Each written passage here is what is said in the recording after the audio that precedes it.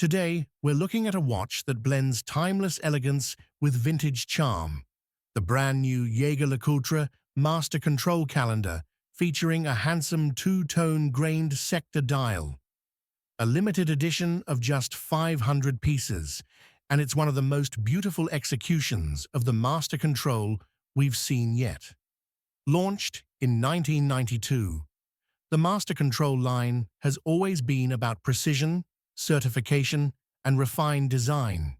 The calendar model, with its triple calendar and moon phase display, draws inspiration from JLC's 1940s heritage. But this new version takes it a step further, adding a textured sector dial that elevates both legibility and style. The 40mm stainless steel case keeps the classic proportions at just under 11mm thick. On the dial, alternating light and dark grey sectors create a striking contrast. You'll notice the peripheral date ring with its signature jumping pointer hand, the day and month windows up top, and a moon phase with small seconds at 6 o'clock. Pops of color, the red-tipped date hand, and the deep blue starry sky add just the right amount of vibrance.